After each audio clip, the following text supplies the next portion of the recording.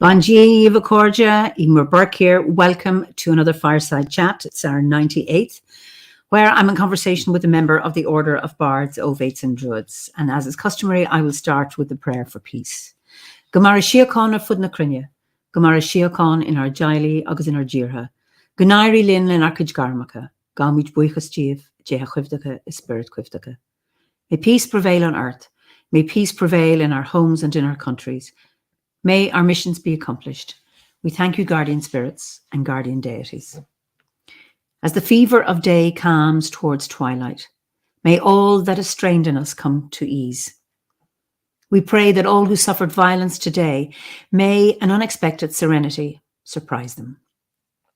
For those who risk their lives each day for peace, may their hearts glimpse providence at the heart of history. That those who make riches from violence and war might hear in their dreams the cries of the lost. That we might see through our fear of each other a new vision to heal our fatal attraction to aggression. That those who enjoy the privilege of peace might not forget their tormented brothers and sisters. That the wolf might lie down with the lamb, that our swords be beaten unto plowshares, and no hurt or harm be done anywhere along the Holy Mountain, with thanks to John O'Donoghue. So let me see where you're from today. Hi from Montreal. Hi Ferdiad, Aberdeenshire, Bristol, Portugal, Southern California, Utah. Oh, you've had a whopping 2 feet of snow in the last few days. Well, where I am, it was -6 this morning, but frost everywhere, but the roads are safe at the moment. North Tipperary, lovely. Chilly, frosty but beautiful, lovely. Deepest, darkest, Elmer's End, Kent, Wyoming, Durham, Norway, Suffolk, wonderful. I don't know if there's anyone having fine weather anywhere in the world. I know we had Mexico last week and it was warm. So Montreal, we're at Washington, Colorado, Italy, lovely Penzance. Anyway, you're all very, very welcome. And we are going this evening to Swindon in Wiltshire, and I'd like to introduce you to Wayne Paul, aka, what are you, Crowsfoot? Crowsfoot, yes. Crowsfoot. The old Druidcraft name, Shamanic name. Hi, everyone. Dressed a bit festive. Want to show my Christmas jumper off. Hides the fat belly. So I love your hat as well. Yeah, my little thing. Yeah. Beautiful. So I've never been to Swindon. So tell us about Swindon. What your landscape is like. Right. So Swindon means pig town or town of the pigs. It goes way back in history, but one of its nice attractions for me particularly is it's 20-25 minutes drive from Avebury. Okay. Which is one of my favorite spots in the world. And although Swindon town's quite big, we're totally surrounded by countryside. So, you know, you feel like you're out in the country, and things very nice. Very farming. Glastonbury's 2-hour drive away, so that's nice as well, not too far away. Okay. But, yes. So tell us about your relationship to Avebury. Well, it goes back a long way. So the obsession started when I was a child. So I was just telling Eimear there, I was born in Central Africa, modern day Zambia. Third generation, so I had a wonderful childhood growing up in nature, and I think that's where my love of nature came from, because we were very rural. I mean, you had to drive for hours and hours and hours just to visit relatives, but just constant nature, and I was constantly outside. And my mother was English, and a sister and one of the hospitals, but she always used to say that when I was little and we'd meet strangers or people in the street and everything else, I always introduced and said that I was an Englishman. And she used to say, "No, you're not." And I used to be adamant about it. But the desire to come and live in England got really strong at 10. And I can remember opening a big book on ancient sites around the world. I was about 10 or 11. One of these big, beautiful kind of coffee table ones, good quality pictures. And it had at its centerpiece Stonehenge. Yeah. I remember just being absolutely mesmerized by this thing, and I was so desperate to see it. And that sort of lingered with me all through my life until I finally decided to come to England, which I came on holiday and never left. And that's over 30-something years ago now. And did your parents stay in Zambia?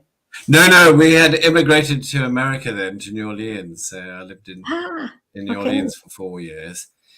Amongst the swamps and the mosquitoes, the only saving grace was the good food. And jazz. The humidity drove me out. I couldn't bear the humidity anymore. But yes, and then I came here on holiday, and like I said, never left. It's always been my spiritual home, I think. Okay. Although I will say, when I went to finally go and see, it was one of the first things I got off the plane and that planned a trip down to Stonehenge. It wasn't set up how it is today. And I remember being so disappointed, walking out from the car park, crossing over the road. They didn't even have the tunnel then under the road. And thinking, oh my God, it's so small. It looks so tiny and everything else. Because as you got closer and closer and closer, the majesty of it just got bigger and bigger, and it was marvelous. And they weren't so strict as they are today. So we did wander around, and that they didn't have the nice path and things around that they do today. It was foot-worn paths and things, and so you did used to dart in and that, so it was quite nice.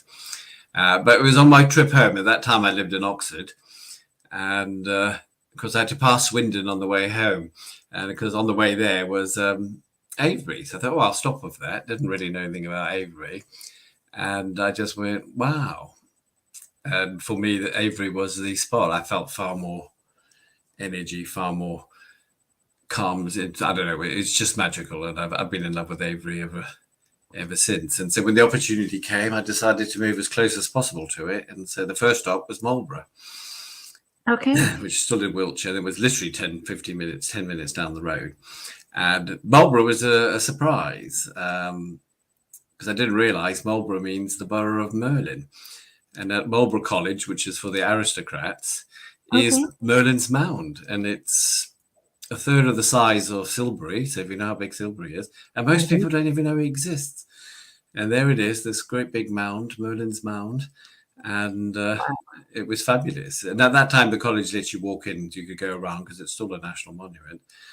But they try to hide it, so they planted it up with trees and built buildings around it. So when you're driving past, you don't even notice that you're driving past this incredibly big and beautiful mound that's tied into our Celtic myths and Arthur, and that it's Merlin's Mound. Wow. Anne Beer says, that's a bit of an echo as well. I don't know why that is. Uffington White Horse is near Swindon too? Yes, so that's down Wantage Way. So again, it only takes about 25 minutes to get to Uffington. And I love Uffington. So Uff is a very ancient word for dragon, and of course we call it the White Horse, but everybody knows it's the White Dragon. And the famous dragon mound is there, George and the dragon, but it's the White Dragon, the opposite for the Welsh Red, and it's a great powerful spot with the fort and things. But on the mound, the Mary Michaeline cross it, as does the Spine of Albion. It crosses smack center on the dragon mound. And then as you shoot off from there, it goes to Angles and it passes through there and ends in Tara. So it's a very potent spot to the ancients. Wow. I love it. I love it there. So it is unusual. Wow. But, yeah. Have you been to Tara? It's a bit difficult these days, but yes. So yes, I'm smack banging a nice little bit of sacred ancient sites, geometry, and because Salisbury, Stonehenge, again, it's not that far away. We can make that within the hour. So they were all, travelable in a day or less than that. And it's, visit them a lot. Beautiful. You said that the line ends, is it in Tara? Which of the lines ends in Tara? Right, so coming off, so you've got the Albion and the Michael Mary, and then there's different markers when you join up to go through Anglesey. And I can't remember the site in Anglesey now, I'm afraid. And because as it hits through that, it keeps going and it ends at Tara. But what you have at Silbury is the mapping of the constellation of Draco on the ground. You know, our ancestors like doing this all around the world. And it's either the left or the right eye. Memory's playing with me now. And about 5-6 years ago, the eye was passing directly over the top of Silbury Hill for a certain period of time. Then it goes off, drifts a little bit. But so Silbury actually represents one of the eyes of Draco. And with this marking off there, they think it's part of the constellations of Draco, or the dragon. Wonderful, wonderful. So have you been to Tara? Yes. So that was after the wonderful Gorset we had with you a few years back, just over 2 years ago. We traveled to Ireland. So my partner came with me. We made a holiday of it. So the first few 3-4 days, whatever, it was with the Druids at the Gorset. And then we trundled off to go and do all the lovely sites up there and everything else. And came home with COVID. So that was a lovely gift. Thank you. And and it was right in the beginning, so it was quite extraordinary, yes. But yes, so I did enjoy it. Tara, unfortunately, they had some sort of fencing thing up around some of the bits. I don't know what was happening there, but all the other places. Could you not go up onto the hill? Oh, you could, but you couldn't go near the stone and some of the things there. They had those fences they put up for crowd control. I've never seen that. Wow. Yeah, so I don't know what was happening. I don't know if they were letting the grass grow back or something. I don't know. They were maintaining something. But yeah, so we still got to see it. You know, we went there. But the highlight was the great big mound with the white quartz front and everything else. And our guide that let us in, there was a little party of Druids that most of them had been at the Gorset, and we all met there on the same day. It was wonderful. So they let us go in and they let us in and have a marvellous time. In Newgrange. That was lovely. Yes. So yeah, it was very nice. Just Gabriella says here, I didn't catch where the White Dragon is. The White Dragon is Uffington. Yeah, they call it the White Horse. But if everybody knows the pictures, it's very elongated with this massively long tail. And it's very pointy ears. But what they never talk about is the forked tongue that comes right out of its mouth. And for years, even 20 years ago, we argue with the museum people saying it's a dragon. The whole place is named after dragons. Uffington, the Dragon Mound, and stuff. But I noticed now in the museum they have brought forward that thing, and they start to accept the fact that actually it is a dragon and not a horse. Oh, wonderful, wonderful. Somebody asked, do they not run a highway road through Tara? No, it was near Tara, but not actually through the site itself.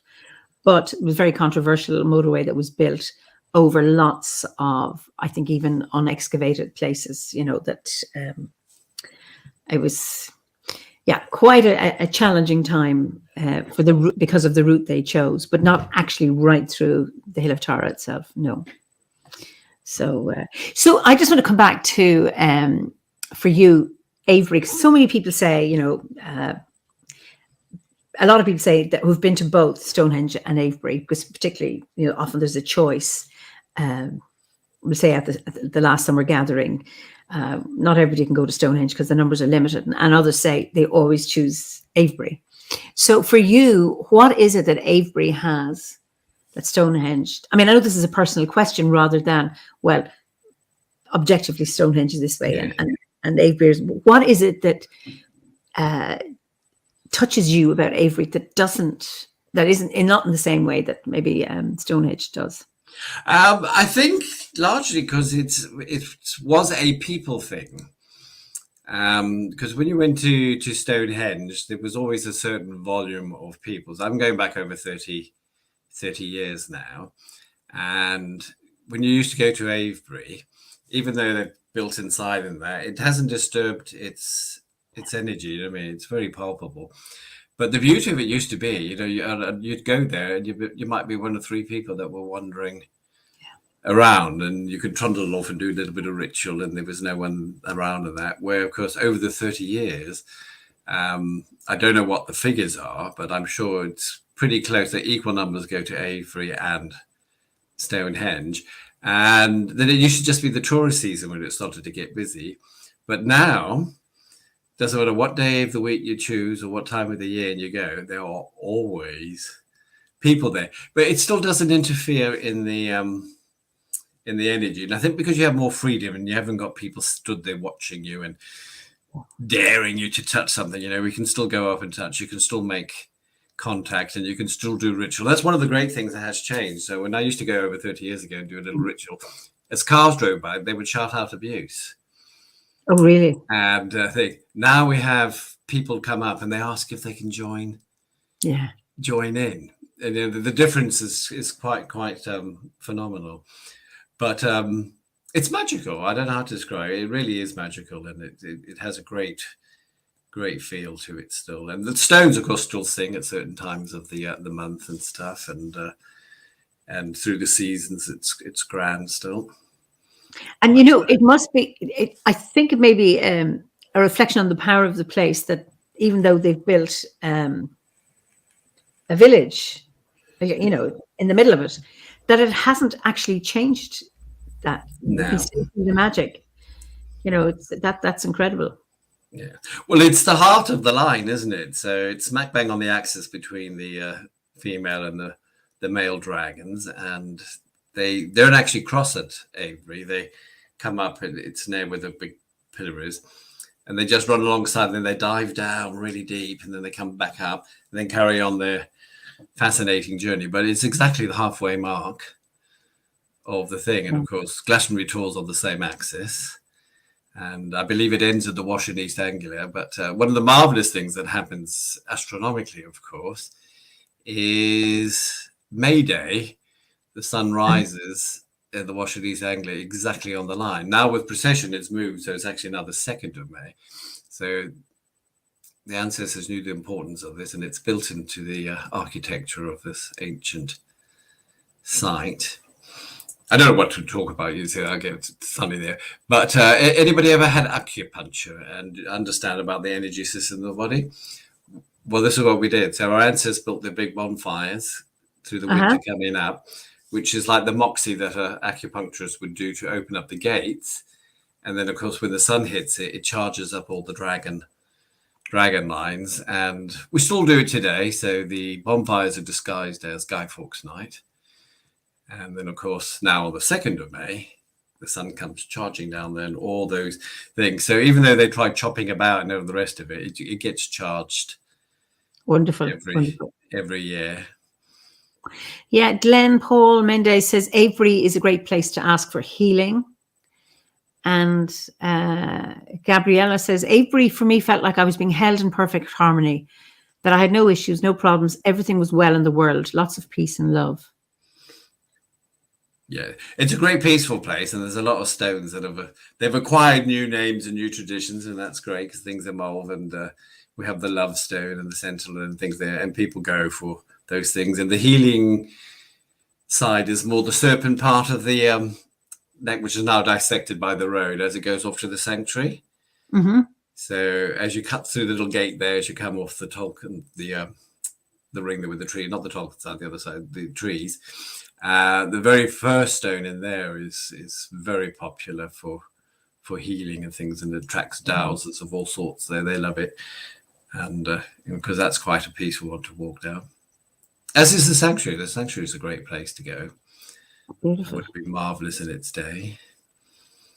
Well, Ricky, Ricky Gellison, Avebury has to be visited just as a pilgrimage for Children of the Stones. And somebody else earlier on, I can't remember who, said they loved Children of the Stones. Did you see it, that series? No, I've only recently heard. So that's the second time in a short period I've heard it. So I'll take that as a sign. I haven't seen it either. Yes. So Alan says, when I was starting to learn dowsing, I made a trip from Sussex, where I lived at the time, went to Stonehenge and Avebury to see what happened. I was just starting. Stonehenge didn't really do much. Could have been down to me, of course. But when I went to Avebury, the dowsing rods went mad. A very magical place indeed. So thank you for that, Alan. So, and then somebody else, the Potterman, had their hand fasting at Avebury. Oh, so, lovely. Yeah. You see a lot of those, yes. Yes, more so now, very popular, yeah. The other thing about Avebury, of course, so Avebury, the Tor in Glastonbury, and Stonehenge make the Pythagoras triangle of 3, 4, 5. So there's deep esoterics built into that, the alignments of all of them, yeah. Beautiful. So, given your expertise in all of this, and I'm say poor student. I'm a jack of many trades, master of none. Well, and far be it than being, was it master of none? There's an add-on to that, and I can never remember. Somebody will remember what the end of that statement is, because it's not a derogatory phrase. There's some resolution at the end of it. But just how did you? What brought you to Druidry, and then how did you find Obod? Well, it's a long story, and I'm known for going on. So I've been. That's okay, we have time. Chiding myself all day to try and be more succinct. So it starts from the childhood. So when I was born into a very large Catholic family, I mean very big. You know, my grandparents were one of 14 and 13. My father was one of 8, and then you had the in-laws. So I mean, it was massive. And in the days when family was still around. But so that's how I was brought up. And of course, we had RI on a Friday, we had catechism on a Saturday, because we were trundled off to church on a thing. And I entered my teenage years, so it would have been 12, 13.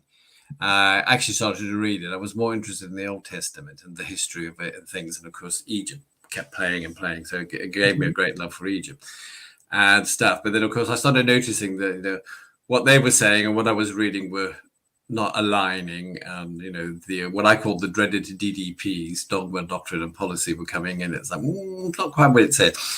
And so for a while, I searched around, staying within Christianity, looking for things, but never really finding it. And then when I was then living in England. I started to train in the shamanic trainings in a small group in Oxford. Mm-hmm. And there was 2 Peruvians, and there was 5 of them, but they all came from there. One English thing who had been trained by one of the Peruvian people. So that's where I got my name Crowsfoot, because it was early days, and I was getting into the shamanic thing and looking for the stuff there, and did the journey for your spirit guide, your spirit animal, your power animal, as we call it. And I can remember getting the boar. And it's funny, I now live in Pigtown. But the thing is, I came back and I was most disappointed. It wasn't grand enough for me, and it wasn't exciting. I thought, no, I want something else. And I made such a fuss. And they let me do another one a few weeks later. And that was quite horrific. So be careful what you ask the guards for. Indeed. Thank you, Bob. And we did meet Serpent and Crow on that one, but Boar's still the number one. But I also include the other 2 into it. But that was being eaten, swallowed, chewed, torn apart. I mean, it was quite horrific. Being fed to baby birds and all sorts of things going on that one. And of course, it was some time afterwards, actually came across a book that explained some of people's experiences. I thought, that was quite close. So I thought, felt a little authentic for me then. But they said, because I was so vain, because I was still young then, and I was worried about the lines on the corner of my eyes. I must have whinged a lot, I don't know. And so one of the Peruvians said, "Oh, Mr. Crowsfoot," and all the rest of it. And so that's been with me ever since. I actually have a crow's foot on my staff, when we are wondering. It does attract children and some adults. to it. They always want to come and see what it is. But yeah. So that's where I got that name, and I've just kept with it after all this time. But yeah, so I started the shaman doing all that kind of stuff and all the rest of it, and the things. Then my brother unfortunately was murdered, and it kind of caused great big trauma and stress and all sorts of stuff. Oh my God! And I wanted something more and all the rest of it, and I had this love for Egypt, and I discovered Rosicrucianism. So I entered the order and worked through the first 10 grades up to Magi. It goes on and does planes and all sorts of stuff, but we're trundling along there. So at this time, I was on the dry path. So I don't know if you know in old alchemy language, talk about the dry path and the wet path. Explain. So the dry path is the academic, intellectual, looking at that kind of stuff.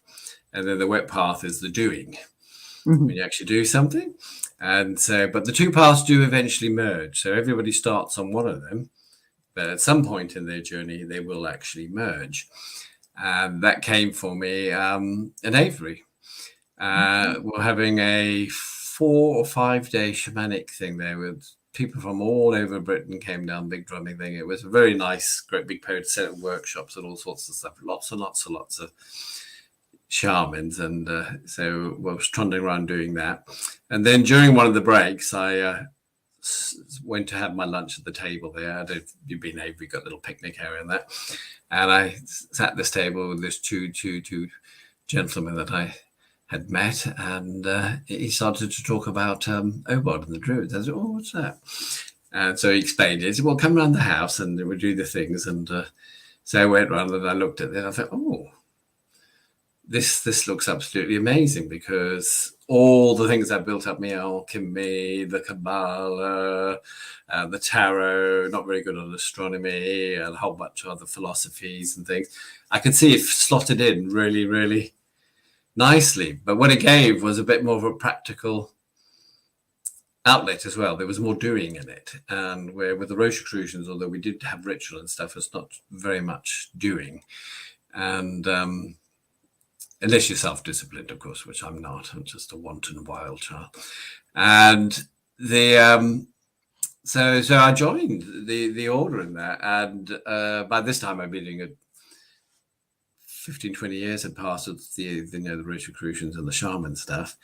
And I grew more in that first 2 years than the previous two decades. And I suddenly saw the value of doing, and it was also more local, because with the Rosicrucian order, much like some Druids, in the middle of nowhere, I always have to travel to London to lodge. It was always a big deal where suddenly there was people locally and around, and then some of the things weren't there. And so yeah, we trundled into that, and I've been with them ever since, because I think all my interests and the ethos of Obod dovetail just beautifully. So because I think most people I meet with in Obod, or pagans in general, are quite eclectic.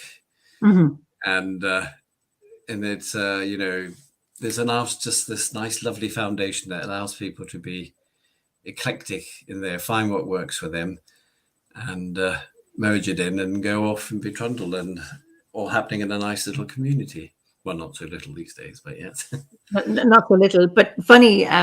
It's a small community now, as in a close community, because of these kind of platforms where, we have people from all over the world, all continents, tuning in, which is just amazing, which pre-COVID, that wasn't happening.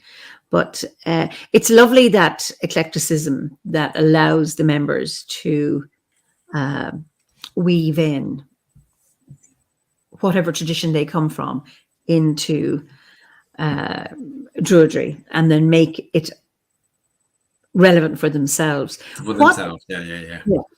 So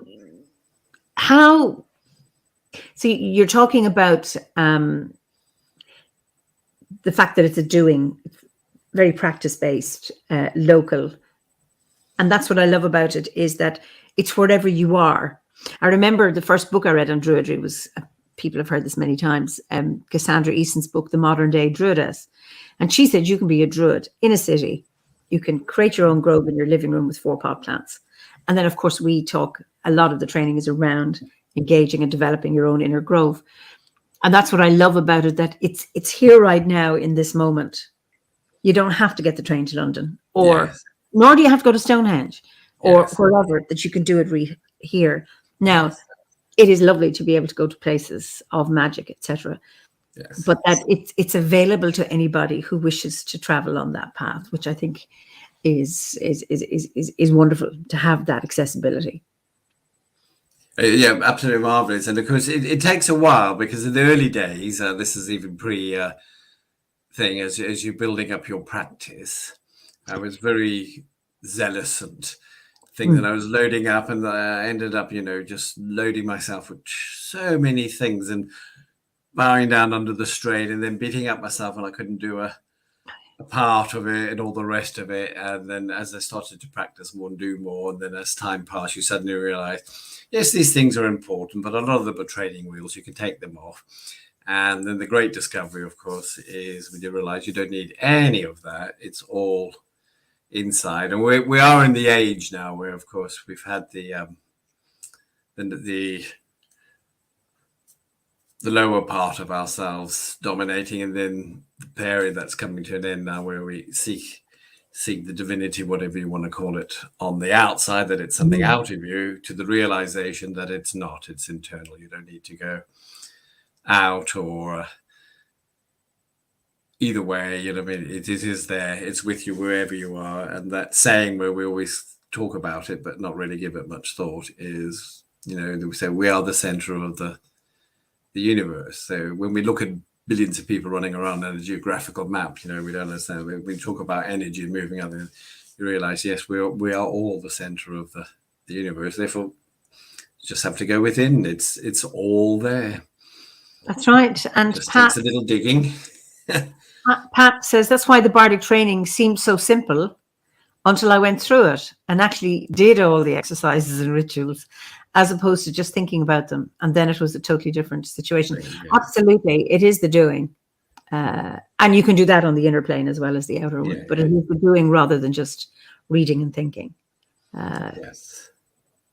And it can be difficult at the beginning, because I found sometimes, just doing the light body exercise or just focusing on here and now, it's kind of going, okay, why? What's the point?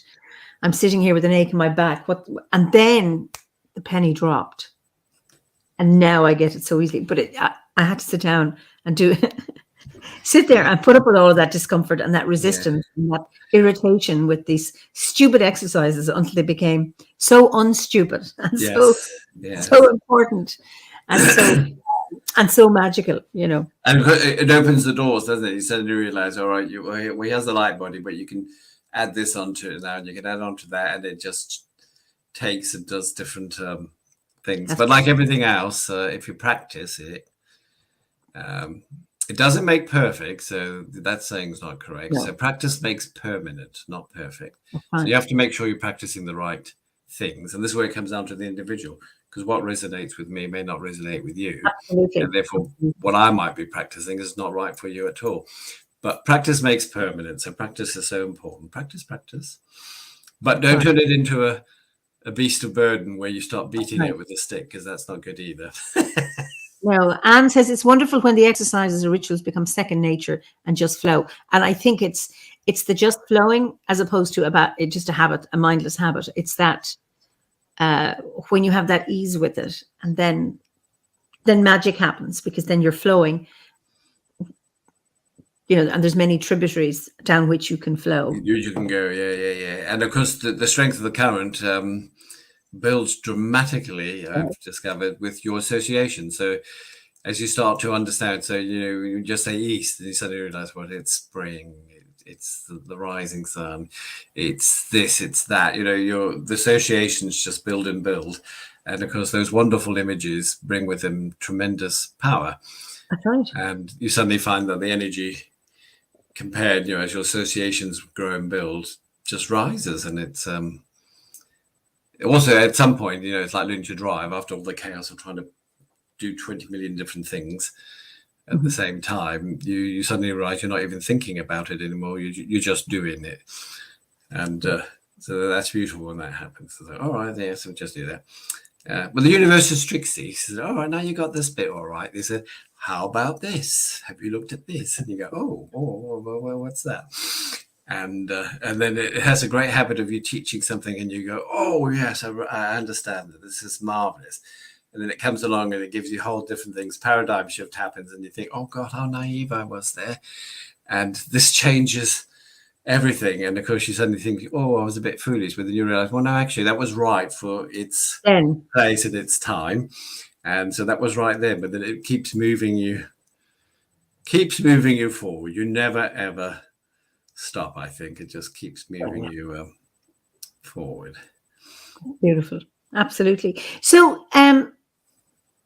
do you have a daily practice? I do. I have limited now, and there's certain parts of it I think, oh, I need to dust that up a little bit, because we all have a habit of letting something slide. That's quite important. And of course, the trick is stop it and then get it back. But I think the key came to keep things more simple and learning to be. Is a great practice, so rather than going somewhere then with the kind of ivory tower mentality and you're arriving at Stonehenge and start thinking about all the angles and the stones and what they're doing and the masculine feminine thing, and saying, well, I'm just going to be here and feel the stuff, and you get things, and I think that's a grand practice. It's still important to obviously intellectualize things, but it's not the be all and the end all. So my practice, I think, has become simpler in the sense, and it's then I always used to feel, it's one of the things, we all have that small voice that picks at you. And I think, oh, I've not succeeded very well as this thing. Oh, I haven't not leaving a great mark on this planet when I go. It's like, did I actually do anything? And it's like I say, you learn all this stuff, and then it has importance, and then some of it goes and you think, oh, I now have memory problems, so I struggle with a lot of recalling certain things, or names particularly, and things, and it's like, oh, it's very frustrating. And I think, oh, why did I bother to learn all of it if it's just so easily gone? But then, of course, you suddenly realize it's not. Philosophy has always been a huge part of ancient Druidry, and it's one of the few things I actually meet. I think largely because when you meet up with Druids at camp or the gatherings and things, it's a festival really, and people are happy and excited. They're going there, and it's very hard often to get these chats. But philosophy is one of the things I've seldom heard other Druids talking about. But of course, as a Rosicrucian, they take you through all the philosophers and all the things and that. And of course, I came across the Stoics, and so I started studying the Stoic philosophy through a group in America. It's I couldn't afford the university fee, so it's like university, but it's much cheaper. And it's online, and so I went up there, and I love it. And then it suddenly dawned on me that so much of Druidry is actually Stoic philosophy. It's the only practical philosophy, by the way. All the other philosophies are purely so for our Stoic philosophy is practical. So just explain, just develop that a little bit for our listeners, viewers. And then how does it link with Druidry? Okay, so with other history there. So it's a practical thing. So these are the ways you have to live. So the word that I love the word. So eudaimonic. So they said you must live an eudaimonic life, and so that's a life lived well. Okay, so they say that's what counts at the end of the day, regardless of what faith or vehicle you've chosen to hold your spirituality. Hence the DDPs and texts and all the things there. They're great, and the ethos behind them all and the ethics and they're all marvelous. They all have great stuff in them. Is irrelevant, because it's what did you do today, and what did you do yesterday, and what you're doing tomorrow. How well did you live your life? And never to forget, you're part of humanity and nature. And by nature, they mean your human nature as well as the physical nature outside. So that's a direct link with Druidry, the fact that, we're all part of nature. Poppy says the practice is like a reminder to the body that it's a new day and a chance to make our life in a new way and better than yesterday. Yesterday, yes. Okay. Yes. And so then they go into ethics and things, and they give you guidelines. They're divided into 2 pillars. And the first thing they talk about is you don't control as much as you think you control. So they get you to understand that and look at that. Because a lot of people want to control everything, and then they don't realize actually what we do control is very little and not that much at all. And the Serenity Prayer, yes, springs to mind from there. And they have it. And you can see the Serenity Prayer's evolution from the Stoics up to the modern day. It goes all the way back to the Stoics. Do you know the original version of it? Or no, but it's not far off there.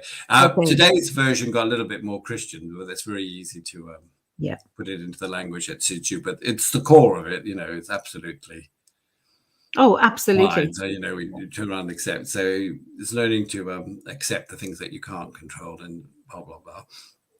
And then, of course, the other one is about how well you get on with people. And they say that, I have to look at my notes. So they talk about the virtues and the ethics, and they say there's 4 things that if you hold those 4 in mind, then when you're making decisions or interacting with people and stuff, it will serve you well. So you have to have practical wisdom, you have to have courage, you have to have justice, and you have to have temperance. So everything we do involves those 4. If you bring them into use and you run it through, you make better decisions and better interactions with others, which leads you on the eudaimonic life. And name them again. It's courage. So we have practical wisdom. Yes. Right. So tell the difference between what we can and cannot change.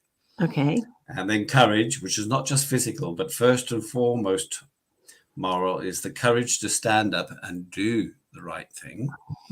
I think we've all heard of the other one. For evil to prosper, it only takes good men to do nothing. Yeah. Justice tells us the right thing to do. And then, of course, temperance is the notion that we should do things in the right measure, never overreacting to situations nor failing to do enough to correct things. And, of course, with our media and our obsession with celebrity and everything else, of course, we all been socially conditioned to overreact. Everything's a drama now.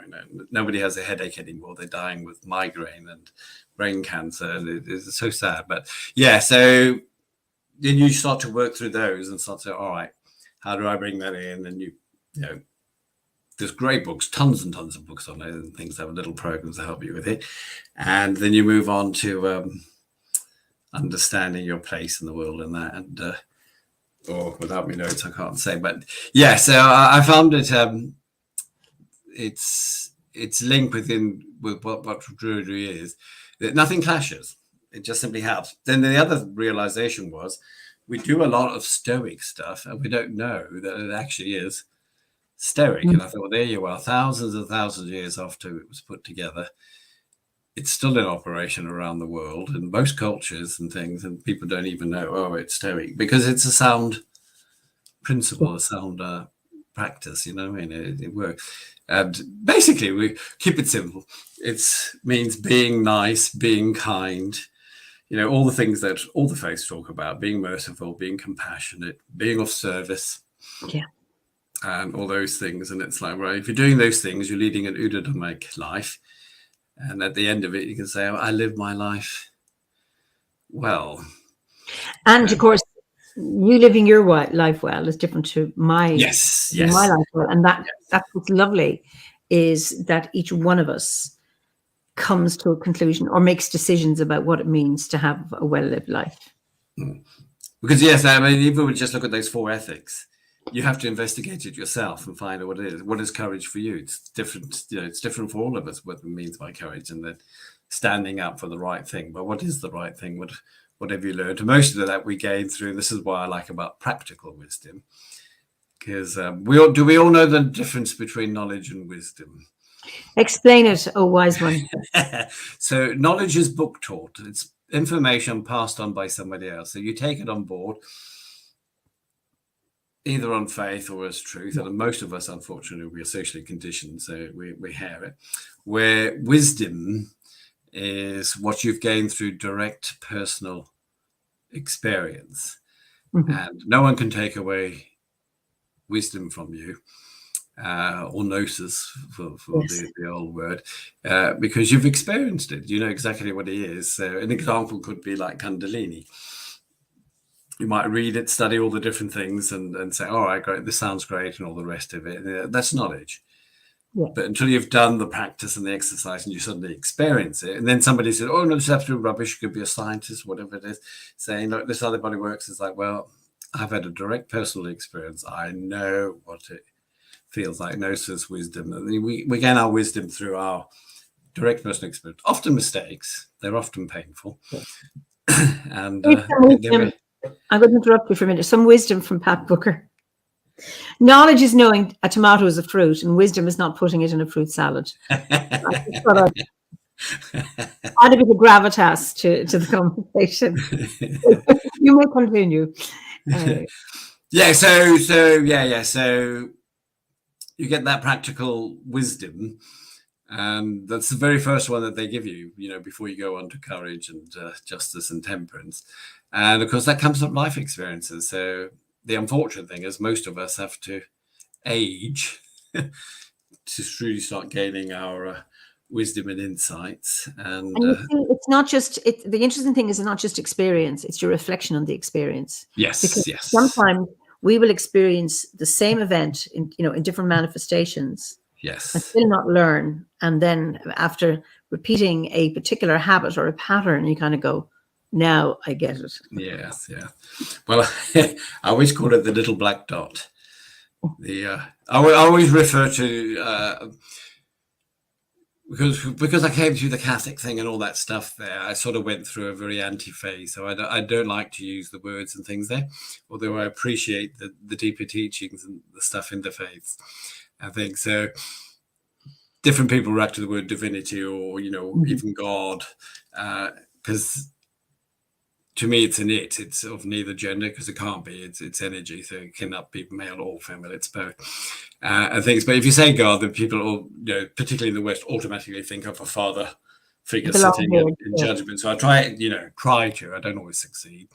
So I always just call it the universe. I always just say the universe, because it seems to be gentle and people accept that. Yeah, but the universe has a way of saying he has the lesson, and the universe is very kind. It's always easy if you pick it up and do it, but as you say, most of us say, "Oh no, yeah, no, I'll deal with that. I'll do that later." So it trundles on its circle, and because as it's traveling around its circle, coming back to you, because the time is relevant to whatever the experience is and the thing. But it gets that little bit bigger, so it's a bit more annoying the second time around. You push it off, and off it goes. But each time it completes the circuit, it comes back. Yes. Bigger, and of course the wise person hopefully eventually sits down, as you say, and say, right, I need to sit with this and actually sort this out. But unfortunately most of us leave until what I call the crisis. That's right. Eventually the universe says, that's it, I've tried and tried, boom, here it is, you're going to deal with this whether you like it or not. But our word for that is crisis, and there's two ways through a crisis. You pass through and you come out changed, or you die. Now it's die on two levels. Some people do literally choose the physical death and things. Most of us choose what I call the slow death. Yeah. So we might have the binky and smoke cigarettes or drink too much alcohol, but that was us choosing death rather than choosing the actual lesson. Again, some of us in life managed to sort those bigger ones out. But part of the lesson is saying when something pops up now on the radar, I'm a bit quick enough to sit and say, all right, this is popped in. It's newish there. It's going to be easier if I deal with it now than leave it, because we do have a habit of leaving things that are important and that just get worse. Yes. So yes, when something comes around you and the lesson is there, sit down with it, because it's asking you to contemplate. That's right. Ricky has philosophy is wondering if you can count a Bloody Mary as a smoothie. But it's all relevant, everything in moderation. Including moderation. And then Ferdiad, put tomato into fruit salad and you get salsa.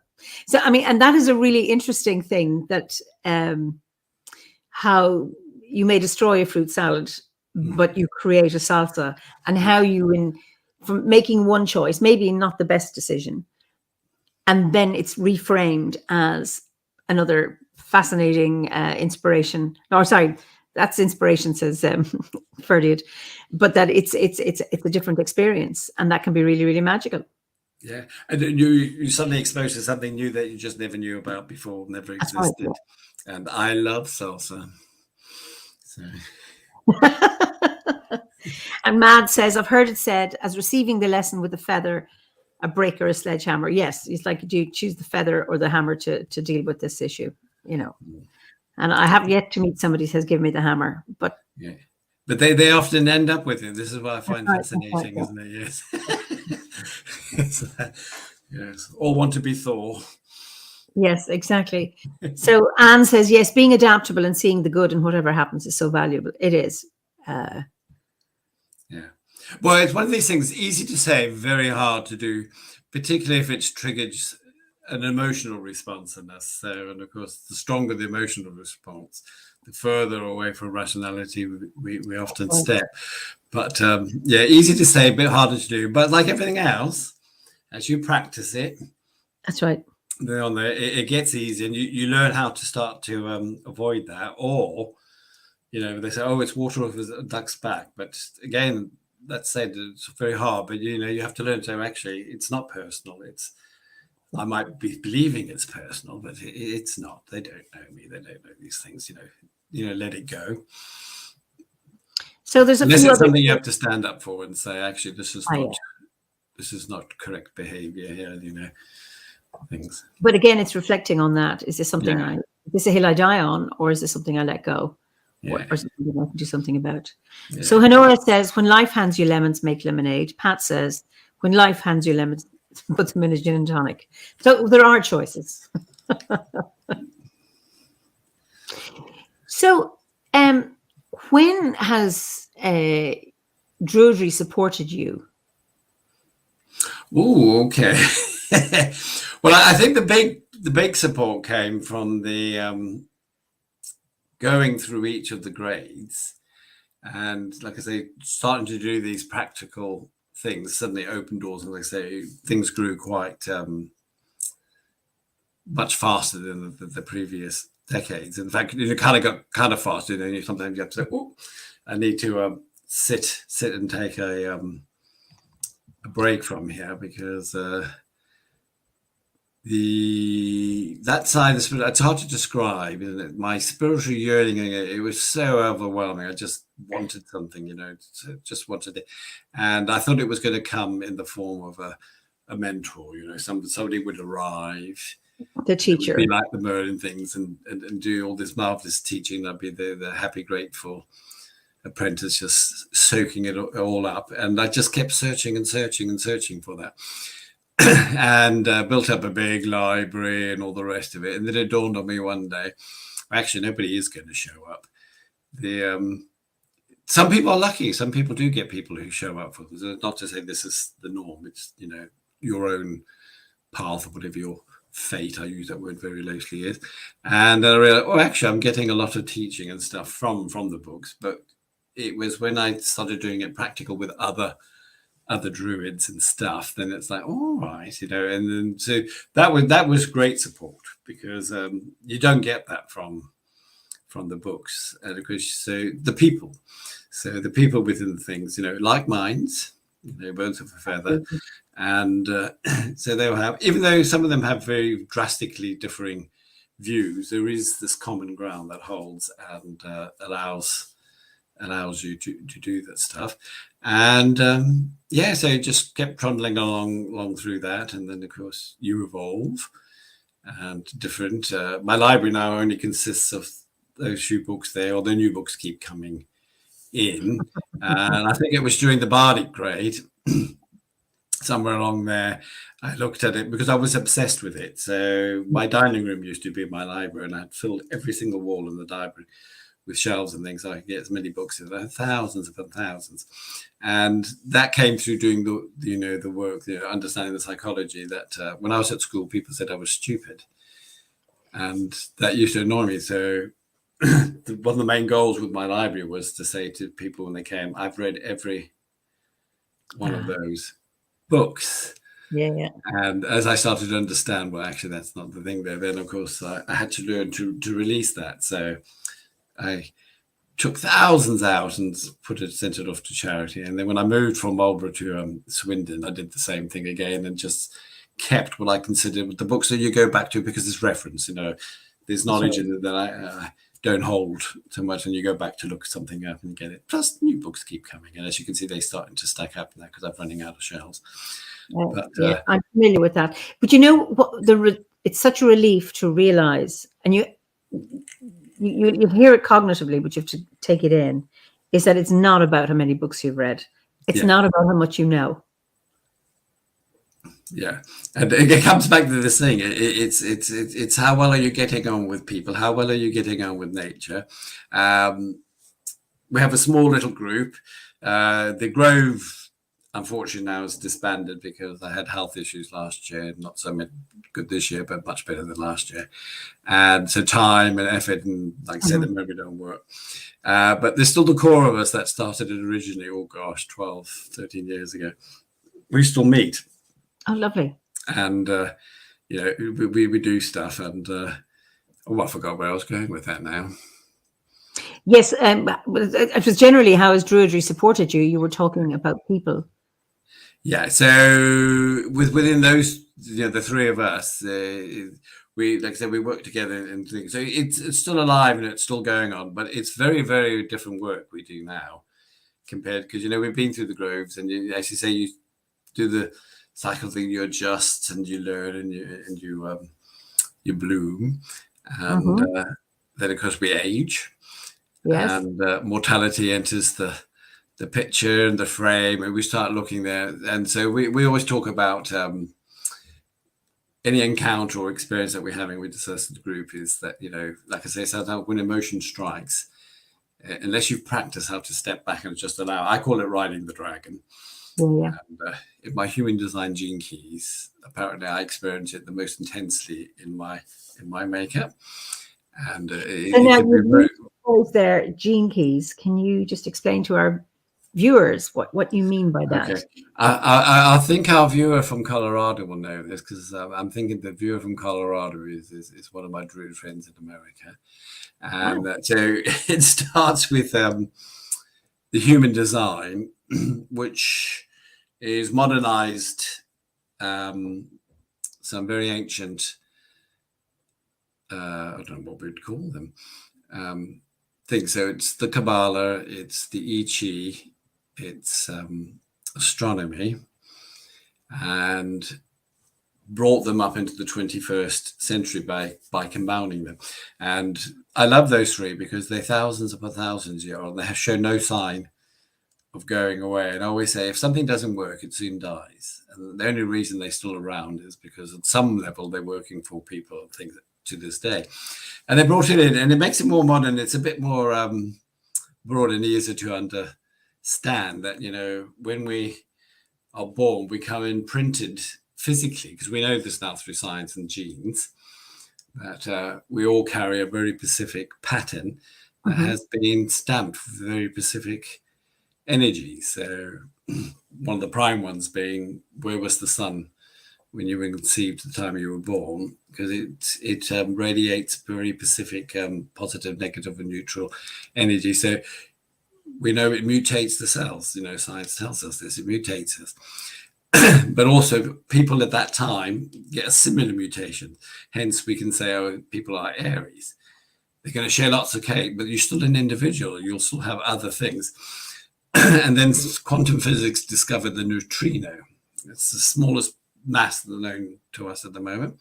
And any mass carries and stores information because every star out there sends out neutrinos. And of course, when they pass through us, and they're so small, they pass through us, but they leave information behind, and they pick up information. Again, this alters and changes our genes. So as we physically grow, we have a very specific pattern. I mean, we have easy ones to understand, so we sit here, we know we're all Caucasian, but then have different ethnicities, still human, but the gene says, well, you'll be this or you'll be that. And so the neutrinos affect your genes. And how these people work this stuff out, I don't know. It's beyond me. So if a neutrino passes through you, yes, can that then pass through somebody else? Yes. So just you passing somebody in the street? Yes. So things, they're more like, so they just pass through. They pass through the entire Earth. And of course, the streams of neutrinos vary because as we move around on our little journey in our little solar system, we're pointed at different stars. And of course, so different streams and fields of neutrinos are coming in. And time-wise, because we live a short life, for us, we don't notice much big difference. But, that alters over time as well to what that stream becomes. But so we're constantly being bombarded by things. We understand racial memory. So all our experiences and stuff we're going is being encoded and fed back into our genes. So if you're sort of procreating age, and you happen to procreate, the new form that's taking form carries all of that genetic information with it up until that point, including all your experiences and stuff. That goes into the new form being made. But if you they produce a sibling decades later, the sibling gets more because it's got further another decade.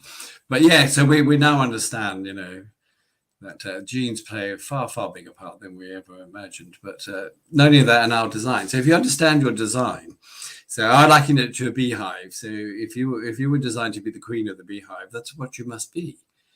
And it's called living your true self. So if you're living your true self, living to how you design, you're going to be happy and you'll find less resistance and everything else.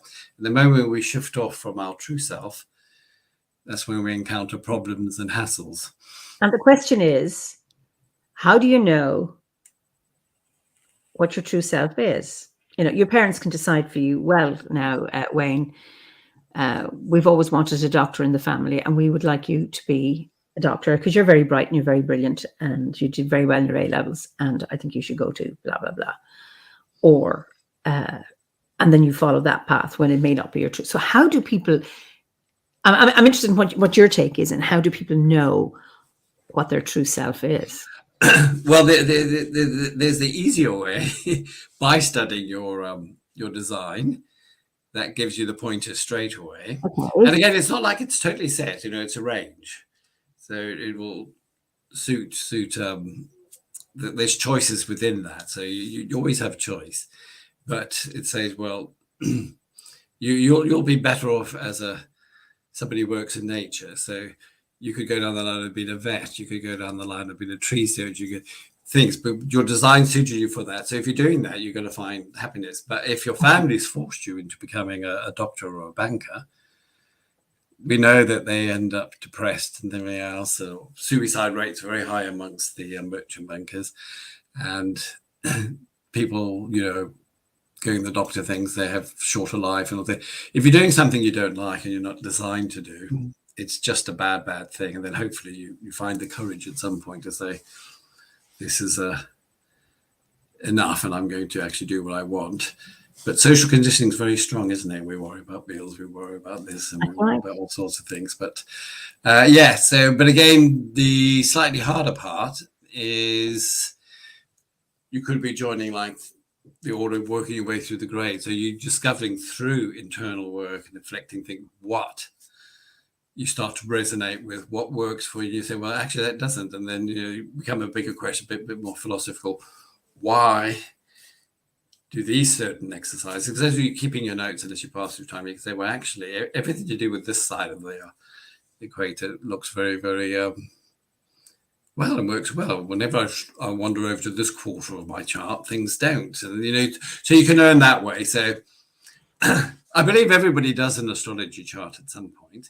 And so that will give you the stuff, because that's all human design and Gene Keys is, like I say, it's a big part of it, but it gives you more. So with the I Ching, and the Kabbalah there, it's like having your star chart done, your birth chart, but with additional ancient wisdom, knowledge, and stuff on there. So it's fascinating. The Ichi, by the way, has X number of these little hexagon things, and it's the exact same number of human DNA. So it's like, oh, what did our ancestors know back then? But yeah, so yeah. You've got to know who you are. So you have to discover who you are. That's part of the fun of the journey, isn't it? Yeah, it is. And Patrick says, I see Obad as a way of finding your true self. Yeah. And I mean, I think it provides, a beautiful framework from which to discover that. Yeah.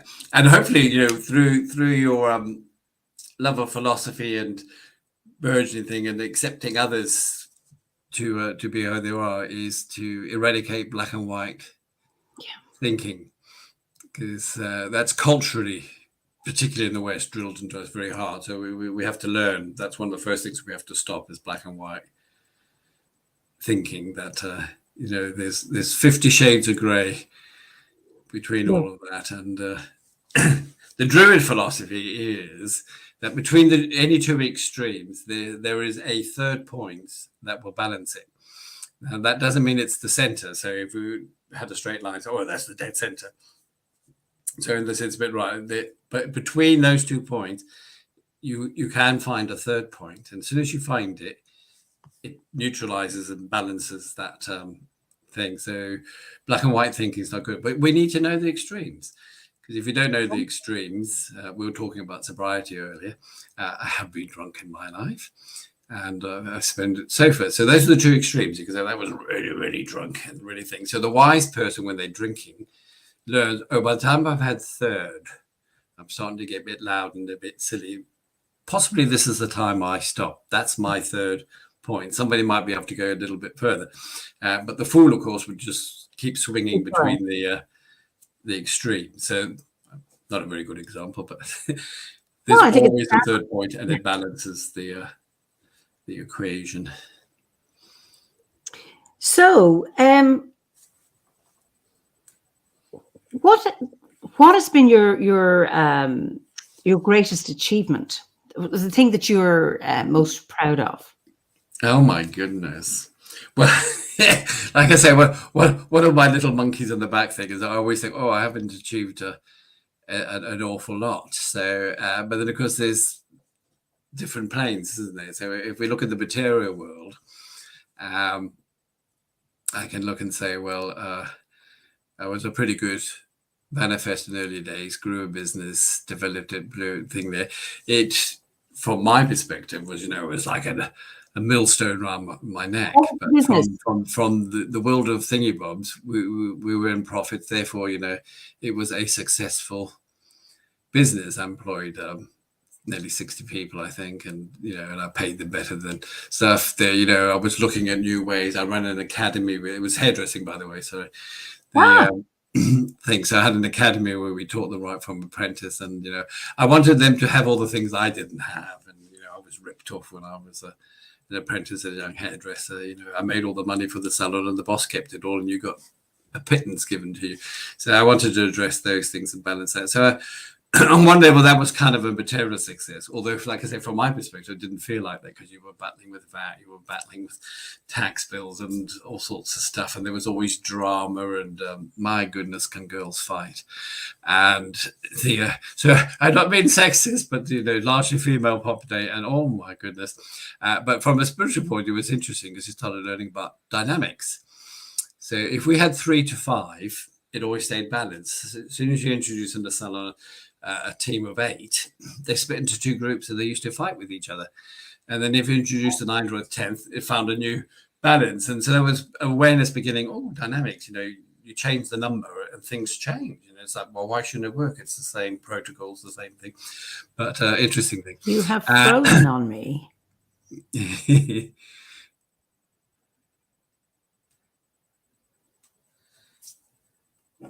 I do if I can still be heard.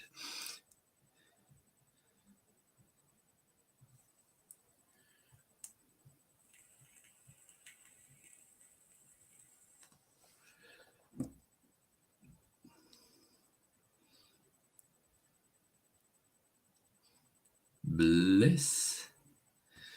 This is Ah, weird. Oh. You froze. You're back. and you were gone, and then we both went. Sorry about that. We're back now. I think yes, you can hear me. We were talking about that box of gremlins earlier, weren't we? That's right. Somebody left the lid off. I have no idea. It's not as if somebody else is using something in my house, or my internet is fine. Anyway, it's we're back. So anyway, right, yes, gracious achievement. So on that level, to some people, that's an achievement. But it's funny. I've never been motivated by that kind of thing. Although in astrological makeup, you have your little poles, and so which conflicts they're called, and so for each star, each zodiac thing, each Aries house thing, they're broken into 3. So it depends what day you're born on, and then it will tell you what your conflict is. So mine is idealism, and it's not famous, but I can't think of the word. It's along those lines. And when I came across that, I looked at it, oh my God, that's been my life. I have, on the spiritual of these great idealism, but I also had on this other side, there's quite this mundane thing about being, famous is not the word, but it might come back to me. But along the conflict was there. And because of that, so then I look at it and think, oh, so the material thing didn't seem to, doesn't seem that it was a great success or achievement. But when I sit and reflect on it and say, all right, I did a bit at that time. I don't know how much it was, but something must have been good out of it, coming out of it. And that's the thing I was going to say about Sue and our little group live. So we said, did you bring light to the situation, or did you bring darkness? So I think in some of the areas that were all there, I did bring some light into it. Might not have been as much as I wanted to, but then because it's like, it's not about quantity, did I bring it and stuff. So then the other one is, it's weird. I'm going to bring up partnership. So I'm a gay man, if people haven't guessed it already. A flaming queen in the old days. I don't even have to open my mouth and people know. And where my partner's the exact opposite. Unless he tells you, you wouldn't know. Knows he's gay. He's a very butch, manly man and that. And so in the gay world, we say, they always say, if you're over 30, they say, what's that in gay years? They say you're dead. It's a very visual, youth-orientated thing, and of course, it's quite notorious that a lot of gay people, which changed a lot though, because it's happening now in the outside world as well. But come March, this March coming, we'll be together 32 years. Oh, no, there's an achievement. So I think even across the board for relationships in general, it's like, oh, all right. So that's quite a milestone, but I think even greater in the gay world, because there's not many gay couples that achieve that kind of thing. So I always look at that as achievement, and I base that on the fact that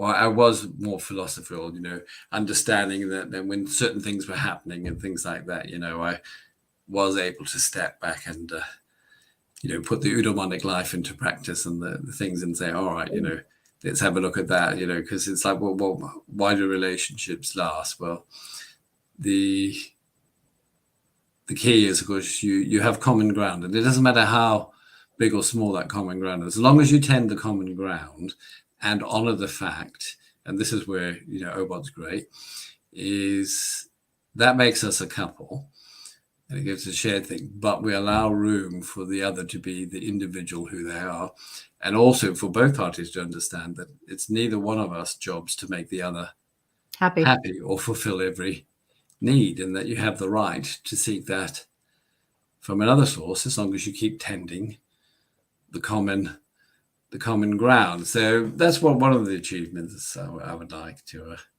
Absolutely. And is your partner a druid? No, we all my friends and the other people that we call him the closet druid, and because in the early days, in Marlborough days particularly, we used to use our house because I had a reasonably big dining room, So it was great for ritual and things, the weather meeting and stuff. And we used to meet twice a week. One was for the book, the dry part, and then of course the other meeting would be the wet. So we would get on and do ritual and things, usually based about something that was in the growth and things. But he would always be in the background, sitting in the lounge and the other things. And then down the line we'd be having a conversation, family, friends around, something else. We'd say something else, and he pipes up with something, and it's like, oh, you were listening. So I called him the closet Drew. He attends something sometimes, but he always stands on the periphery. But he always says no. But so it's interesting. You were talking about common ground, and for me, what's really important, and I think that they found this, that it's not common interests that keep a couple together, but it's common values. So, what are the values that you two share? Oh, that's tricky because it's one of the exercises that I carry out now and again. You do these things to do like a check up on where you are and what might have slid and different things. And it's an exercise that came, I can't remember from what psychological thing, but a huge sheet, a big piece of drafting paper. They put a heart in, and then we have concentric circles going around it, and you write the different values and things on it. And the idea is, what's in the heart is where you want the values to be, and what's landed there, and what stays there. Because sometimes they come in, but they also go out, and then you sort of keep track. And then so you've got stuff that's moved from the outer rings coming down and things like that. And because there's so many values, so it's kind of hard. But when I look at him, so I think it's probably easier to describe his values. So because, like I say, he's the closet Drew. If he's asked to help, we have disabled people downstairs and that.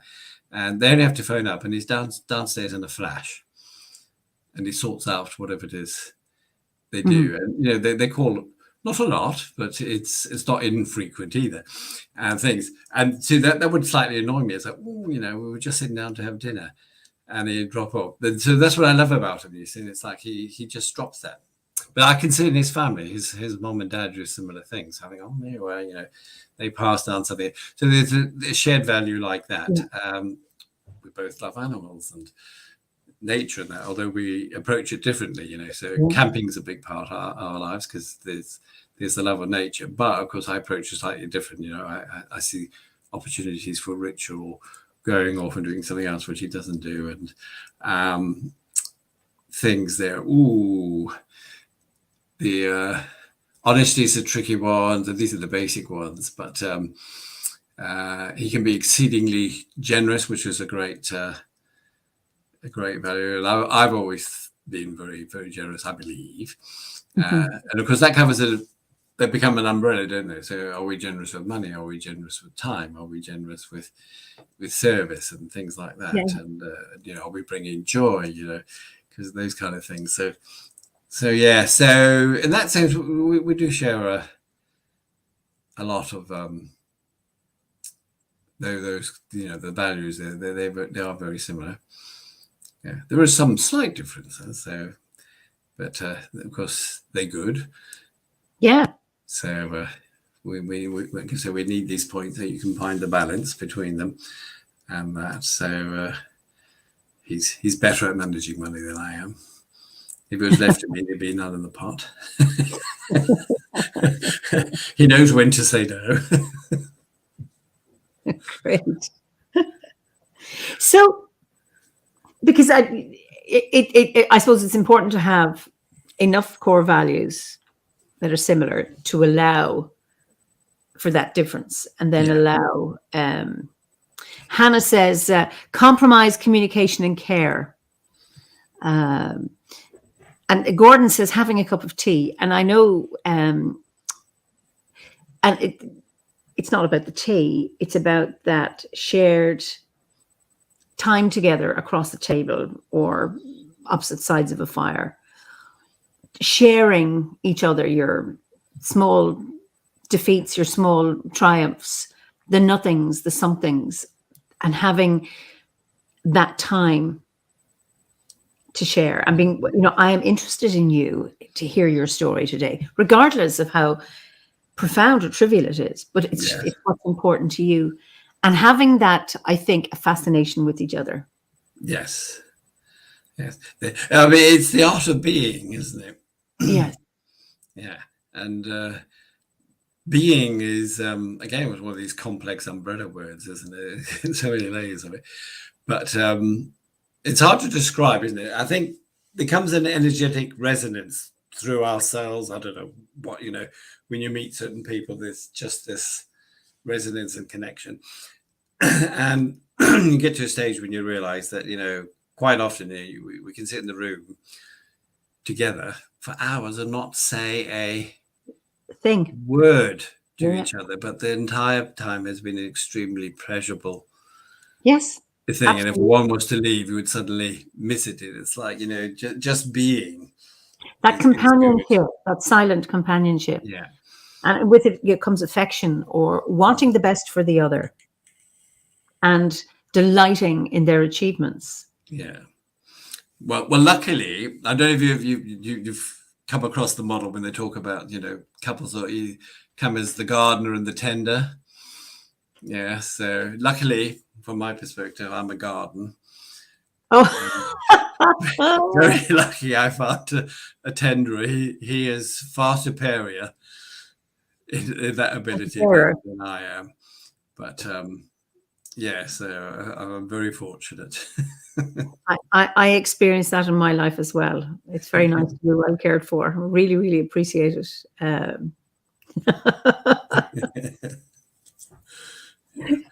But I hope my blooms keep him well scented and happy. So. Without too many thorns, but just lots of fragrance and color. It's quite funny because we do bicker. Yeah. And of course the gay population has this down to an art, the acerbic tongue.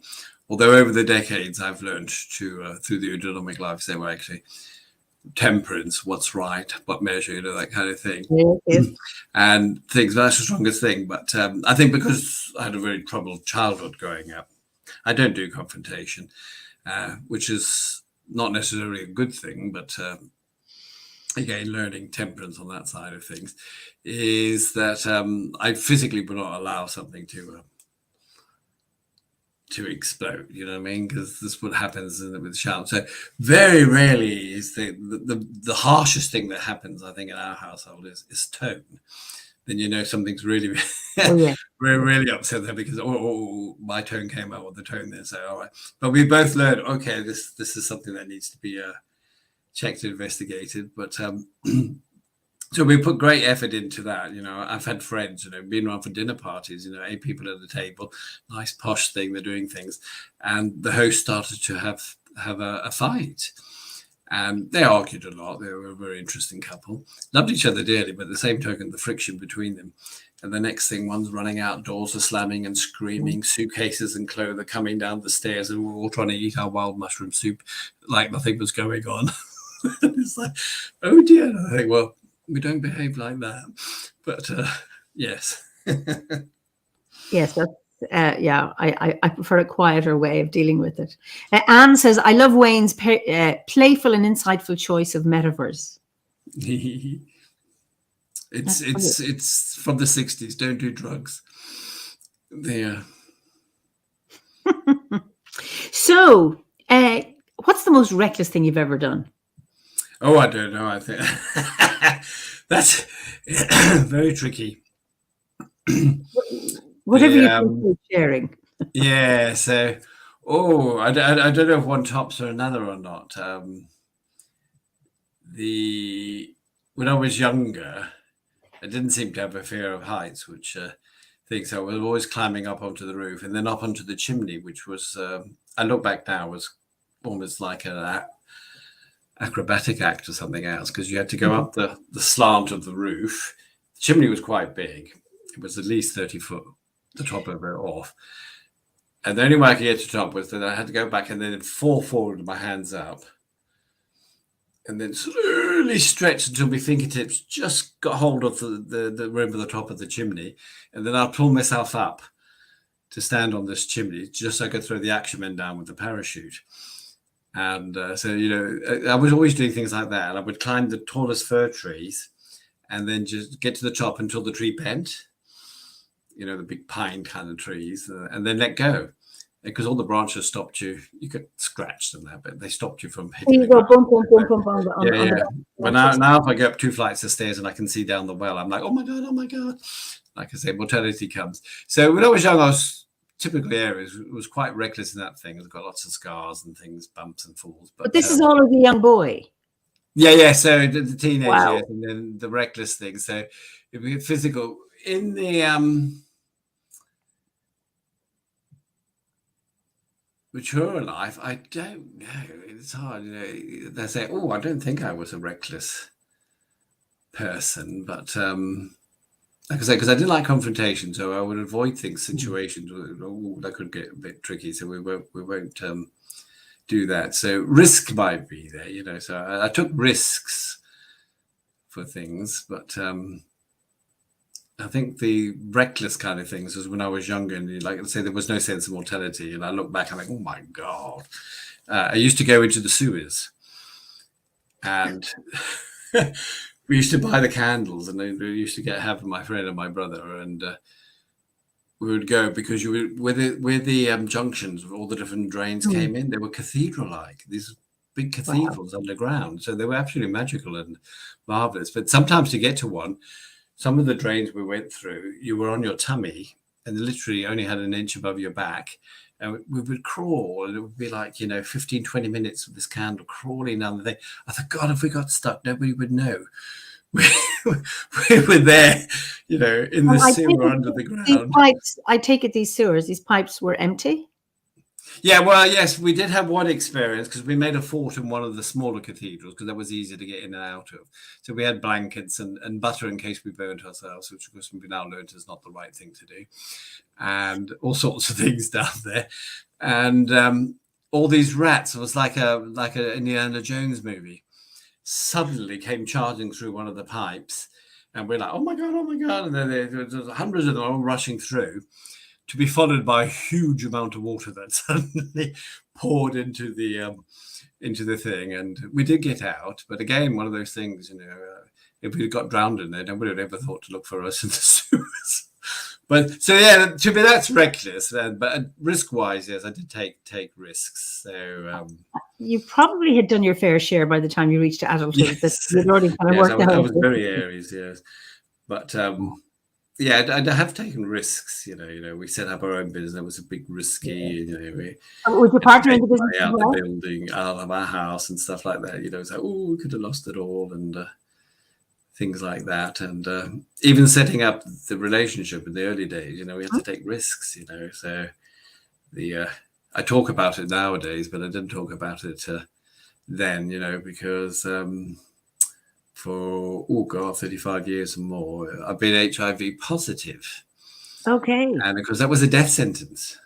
Yes, indeed. And then bizarrely enough, so, I'd come to England and we had this, and so trundled off to these meetings with all these poor people, with HIV, and they kept dying. It was awful. In the end, I stopped going because I was the only one that wasn't dying. It was just heart-wrenching. A new batch would come in, you'd go to be friends, and then as the months tick by, they would all die. And then they had lots of theories why I was not succumbing to this disease, but at the same time you couldn't talk to anybody about it because you lost your job. It was all sorts of things, and there was no treatment. That they didn't come for quite some time down the line. So that was, it was a very, very thing there. So, of course, when I met Darren, it was like, all right, do I disclose this or do not disclose this? So it's like, well, this is love. Do we take the risk and then share this thing? And it was still, like I say, in the days where people were quite frightened and paranoid about this, because it was the mid 80s going up, and things. So yeah, there was a big risk there, and. Luckily for me, like I sort of said earlier, he's still there. He was very another thing to love about him. But there you go. and stuff. But I personally didn't start talking about owning up to what I had experienced. Largely because, well, it's a thing, because it's like psychologically it damaged me more, but not physically. And in what way? I'd learned to keep it a secret for so long that I didn't see the point of doing it. And then, of course, as times got easier, more open, people were like, oh my God, for the kind of things that it's like, well, it was only psychologically I suffered. I didn't suffer. So how did you suffer psychologically? How did that? Well, it was a sex thing, isn't it? Oh my God, if you have sex, you're going to kill people and all sorts of things. And so, it sort of brought all of that, from my perspective, to an end. But it's sexual guilt again, but from a different perspective, as opposed to the Catholic one that you were probably brought up with. Yes. Yeah. Yes. Well, I had to get over the Christian indoctrination about being gay, so that took a long time.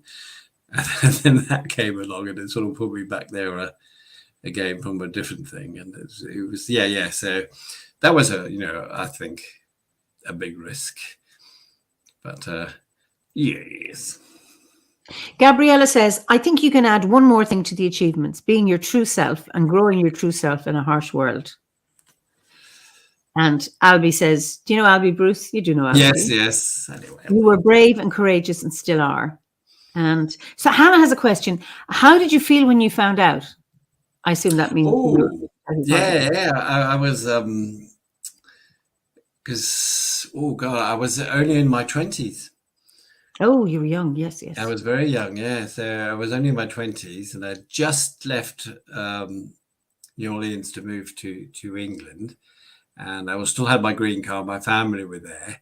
And so it was kind of tricky, because America, if they'd found out,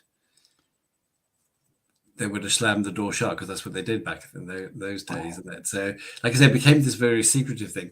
But of course, like I say, mortality when you're in your 20s is it's not in your radar, is it? Yeah. And that suddenly brought it into the radar. I thought, I'm going to die this horrible death. But because as the years trundled by, and it never happened, and it never happened, and it never happened, because I started to adjust and obviously get on with life and things. So you never had any treatment, because at the time there was no, there was nothing. They didn't have anything in those days. I did. I suppose I could say it was off service or something, because they wanted my blood for research. Okay. So I used to go down every 2 weeks to Oxford, to St. Giles Hospital, and they would take that so they could do research. And I did that for years and years and years. And at the time, he went on to become one of the leaders in the HIV doctor who was there, but I can't remember his name now. And he said, we think it is, and I might have this totally wrong, and I probably have people who know better to think, you're getting it right. But I call it the double D thing, because you get stuff passed on to you, as we said earlier, from your parents. Yes. So it's something to do with the plague. So even to this day, you might have a parent who has this anti-plague thing, and they pass it on to you. And so if you get the one, what it means is you'll get the plague, or you did when the plague was around, but it wouldn't kill you. You get sick, but it wouldn't kill you. But if you got this gene or whatever it is from both parents, then you didn't even get sick. And they were making a link there. And even to this day, I think there's still a link with HIV and the plague. They come out the same part of Africa and everything else. And so they said, we think you've got both these genes, and that's why you don't get. So how did you discover you were positive if you weren't sick? Oh, gosh, yes. So why did I go and test that? I think it's because, with the green card and going back, so I just wanted to make sure you were okay. Or like I say, back in New Orleans, a lot of the people I hang around with, they had all died. And it's like when I was in that same environment. So I think from that perspective, I thought I better go and have this checked out. And then when they came back, it's, yes, you have got it. It was like, and then your thought was, I'm going to die, and that was it. But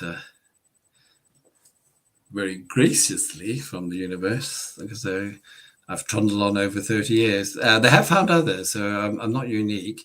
There is a little band of us throughout the world who exhibit this thing where we just don't get sick. Wow. And of course, now the new evidence, this is rather annoying, is I've fallen to what's called undetectable.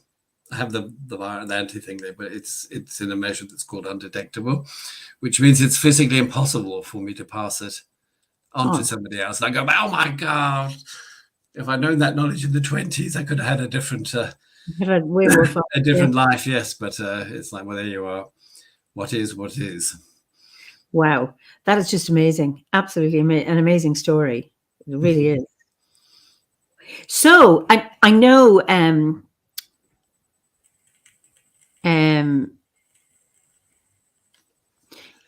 somebody else earlier, I think it might be Patrick. I don't know, were you his mentor, or you are you still a mentor? No, unfortunately, I gave that up during the lockdown because I was thoroughly enjoying it and had just taken on doing the ovates as well.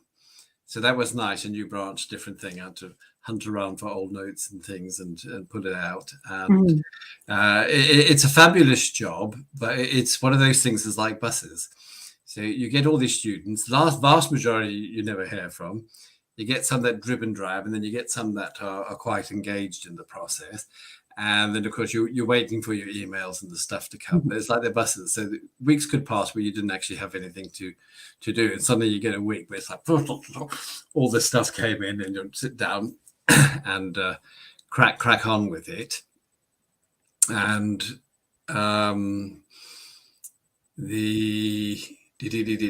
I was already retired because I'd had my first heart attack 6 years ago. And then I had a second one, and I had 4 stents fitted. And so I trundled along for 6 years. It's actually 7 years now. And so I was retired because I couldn't physically bend, with a bad heart. If I bend over for too long, I get dizzy and fall over. And because at that time I was doing trigger point massage, so it physically wasn't possible. Luckily, I had my own private pension. It's a cat food pension, but it meant that I didn't have to work, so it was great. So I had the time to give it and stuff, and it was great. But then partner works very hard, but he had a strange shift pattern. So every 6 weeks he would get these days off. Suddenly we got a long weekend of like 5 days in a row, and so we would go somewhere. And so we decided to go up to London. I always wanted to go up the Shard, so we booked a ticket to go up there. We wanted to go around the Tower of London again. Been there before, we wanted to do that. And a theatre and dinner.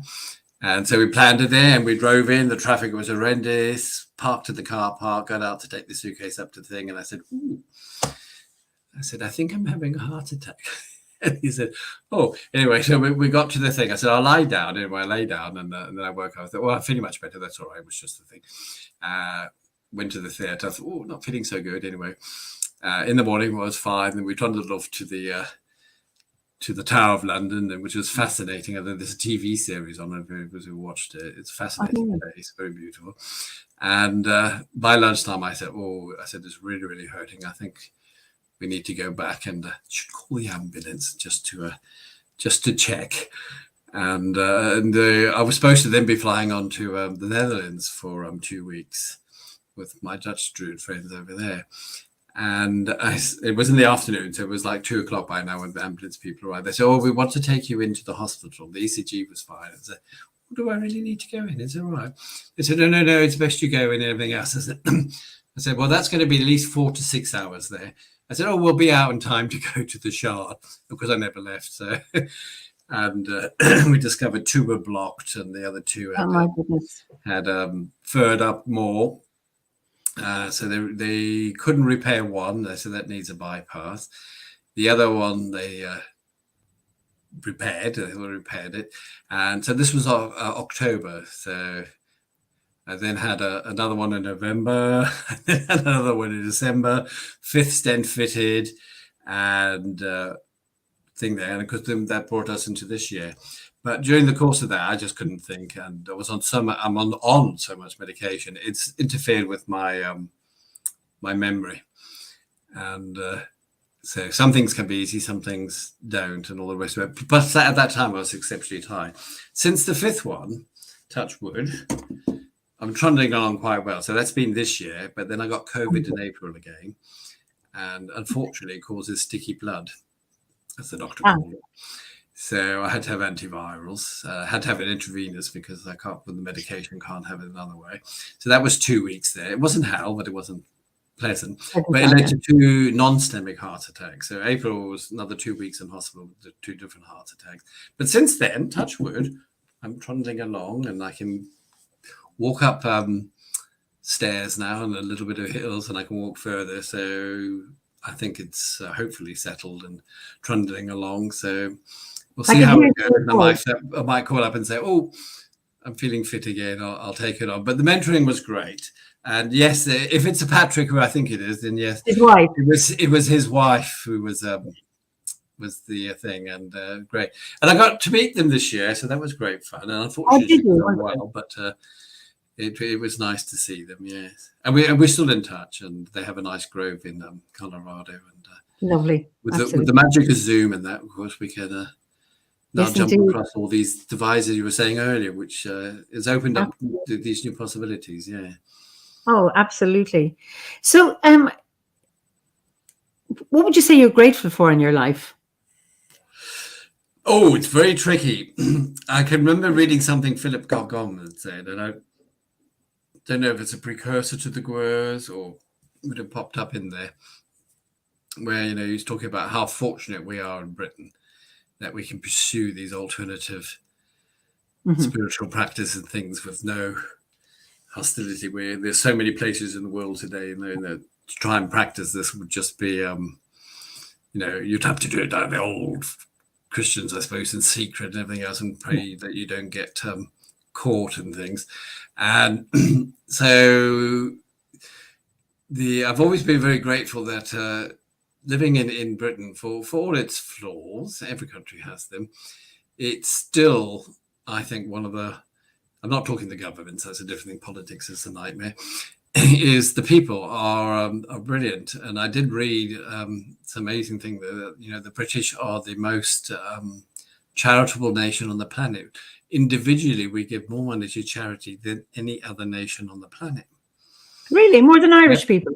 Oh, I'm not so sure. I think you class as part of that. The thing there. But yeah, so that was quite surprised. I thought, well, you see this when you meet people and stuff, things. And so I've always been incredibly grateful to live in this country, because we're slightly slower than some parts of Europe, but like the gay marriage, for lack of a better word, we're far behind and stuff. And when we look at a lot of stuff, the British have been in the forefront of doing and changing things, and then COVID really brought it home. And I thought, again, very, very grateful. I said, we are so lucky to be living here. Things are winding down, it's the end of an age, blah blah blah.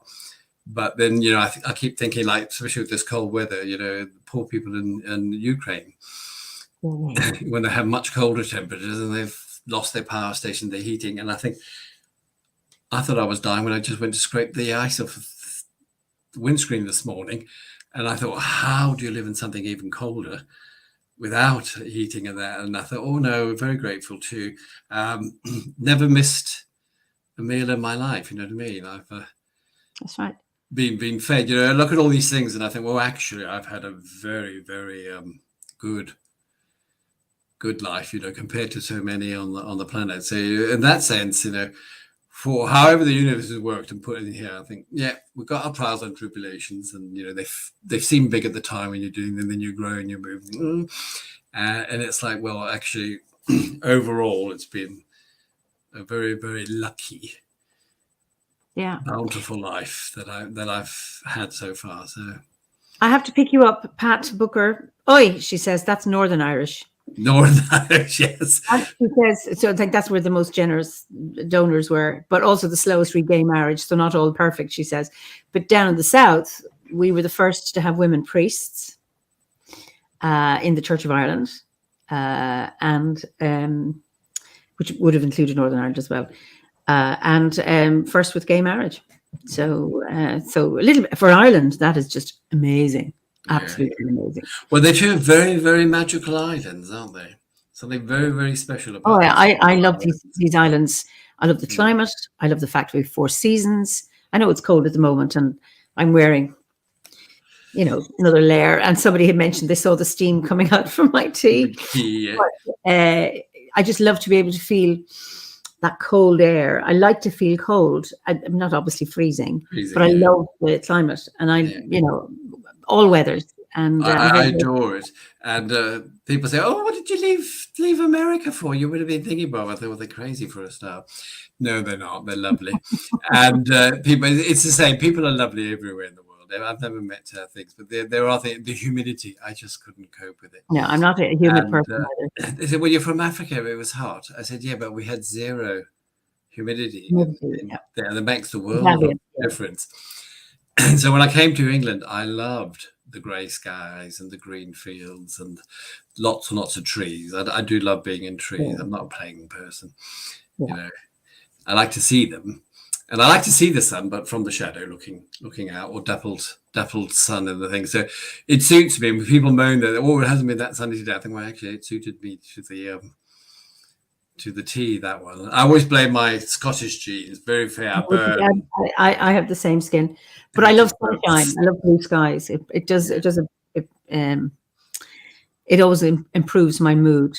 So Poppy says, diversity is a good description of England. The only country I know where a lady who has one arm tells the news on TV, and curvy models are acceptable. Yeah, they're wonderful people. Yeah, but like I say, when you meet other people, they are wonderful. It's usually just learning to go through that cultural veil. That's right, and I think it's what you're most comfortable with. I mean, I've met amazing people all over the world, and I've met crazy people, including here. People who are Irish and I just do not understand, and also elsewhere that I don't understand, and others that I do. And sometimes I think, there are things that culture can bring about difference, but there's always something you push through culture, and then you find some soul connection or a resonance with people, regardless of whatever spiritual beliefs they have or culture, that you end up that somehow you can share values or have some common thread with them. Now, Patrick says Britain has the best drivers I've ever seen. I don't know if that's would you agree with that? Well, you've lived in Africa, in Southern Africa, Lesotho. You've seen some driving. Cruise driving and, there, I've never known people that can load a car up so much as they can, and things. And then only from not direct experience, although we did experience it in Barcelona, I suppose, but from watching Italians, the city. And I've been in Italy. And these little videos that my partner's always watching on Russian drivers in Moscow. It's like, oh my God, these people are. I've been in Russia. I've been with a drunken taxi driver. So yes. So he says because it's the drive stick. Well, I agree with you. I think this is something going to get really annoyed at me. I had an automatic car. I bought it by accident, and I thought, this is not driving. This is for lazy people. I love have a manual car because you get a sense and a feel of the car and how it's going. But I suppose they are good drivers, and Irish are okay, I think. And then it depends anyway. Yeah. Overall, I think that they're not bad. They're courteous, people let you in and all sorts. Oh, it's the same here. The flash lights say, come on. And I think the thing that we find a hassle, it's traffic as opposed to actually bad drivers. You hit traffic, and that's not nice. But even then, it's all right. Yes. So there's Liz Cruz is here. She's saying hello to you. Hello, Liz. So, we're coming almost to the end of our time. What is it? Is there anything you change about your life? Ooh, I think it's something that we all reflect on, especially those who are actively engaged in growing themselves personally. But again, it comes more to us as we get older, and the things. And I look back and I think, because people say, regrets, and it's a tricky word, regret, and things like that. Looking back and saying things, there are things that if I had the knowledge, I would have done them differently, but not to turn around and say it's regret. And then again, as I'm getting to know myself, because I still think there's loads to learn and discover, and I like who I am, and I think, well, if I didn't have those experiences, I wouldn't be. That's right. This person. So, and I know it's probably a bit of a cliche. People say that. I don't know a lot, but I do feel there's a truth, because then you go back and it's fantasy, isn't it? Well, if I didn't do that and I did this, it could be this. Well, that doesn't really mean anything, does it? And I like who I am. Like I say, I think I'm a jack of trades, and what would you do? I think I contribute in some way, that I bring light, but I'm not a world shaker, and it's not a huge game changer. But in the terms of ripples, I like to think, I look back and go, actually, no, even in my ignorant days, I was still doing nice, not such a good word, but nice things. I would say nice rather than good things. Good or bad, but yes. If you had a choice of a career, an alternative career, what might that have been, or what might it be?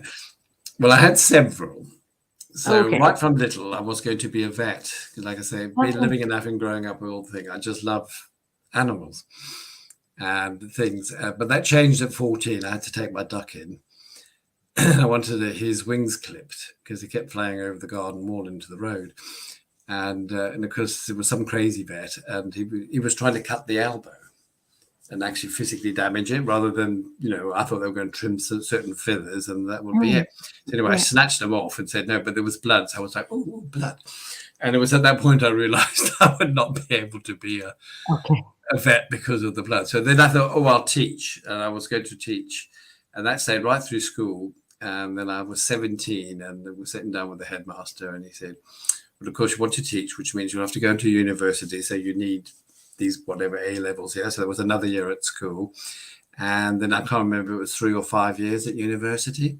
But at 17, and because it's not like today where they have gap years and all sorts of things, in my mind, university was just another school. And I was itching to get out. I thought, I can't spend another 5 years in school. So I decided not to go into teaching, and that's how I ended up in hairdressing, because it was the most creative thing available to me. It was a safe environment for me in a very misogynistic, chauvinistic, macho world, 40 years behind the times culture. And so I went into that. So that was not my choice, but I did all right. I thrived in it, but it was what we talked about earlier. It's not what I wanted to do. But I always tell people, if we'd come to England when my mother, when we were little, did think about coming back to England, and I would have been an actor. Okay. Because I love acting. Yes, the Darlings and the Lovies and that. So I think if I had been here at a younger age, I most likely would have gone into the acting world. Okay. I did the Amdram in England, because that's one great thing about the British, isn't it? They love their amateur dramatics. So I did that for years and years, and that was great fun. But so I think I might have gone down that route. And one hope still found the thing, like I say, because even all through the teens, 20s, 30s, I had this deep, deep, deep desire that I knew there was something much more deeper and spiritual than what the DDPs were saying about certain sacred texts. I thought, no, there's something here. There's more than that, and I want to know it. So I'm sure I still would have gone down the route that way, but possibly as an actor. Well, Gabriella says it's never too late. So yeah, well, I feel I kind of got the bug out by doing the Amdram for so many. I did it for many, many, many years. Okay. Yeah, so did it there. So, but you never know, because like I say, I've got more time on my hands now, and we're feeling better and well. And so it's like, okay, might look for a local one, but the desire's not as strong. Of course, I still get to act. When you meet people and you go and camp and that, it's all things. And what's ceremony without a bit of spectacle? Absolutely. Listen, been such a joy talking to you, Wayne. Really, really enjoyable. My last two questions that I ask everybody: what is your favorite season, and what is your favorite ceremony? On the Wheel of the Year. Ooh. So I might do a cheat. Go on. So my Now, favorite this is about season you. is spring, Mm-hmm. but by the very same token, the first month of autumn, it's basically the same temperatures and things as spring, just different colors. So those two times of the year, again, because of the skin and the heat and all the rest of it, I absolutely adore them. Being an Aries, of course, spring is there as well. So although we're not so young anymore, but of course the sap does rise in April. I've become a little bit more lascivious. So I do enjoy that, but of course nowadays it's more from a spectator's point of view that you do tend to notice that because people are feeling braver, they put less clothes on and things and the color. But and no, I love the energy of spring because I like the temperature for a start, but the greening, which takes place in April, and you only get that color and that experience and at that time of the year, which is quite fabulous. And of course, everything's budding and the leaves are coming back and lots of spring flowers, and things. But yeah. So no, but physically, I always feel a surge. So I can feel it in my body more in spring than any other things. Of course, my least favorite, which of course doesn't go with the romantics, of course, is the summer. Yes. Solstice. So it's like, this is hot. This is a thingy, but I don't like the sun beating down on it because everybody trundles out. But yeah, and you said, ceremony. Yes.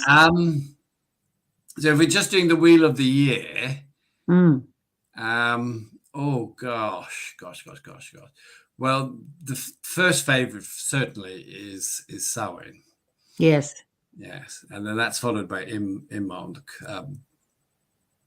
Beltane, really, I suppose Beltane. So I'd say Samhain. I do like the winter solstice and stuff and things. We just did a lovely mistletoe ceremony in Swindon for did you? twins. Beautiful. They do. It's a charity that deals with people with mind and mental issues and things. And they got a big garden and trees and things. They come, they do stuff.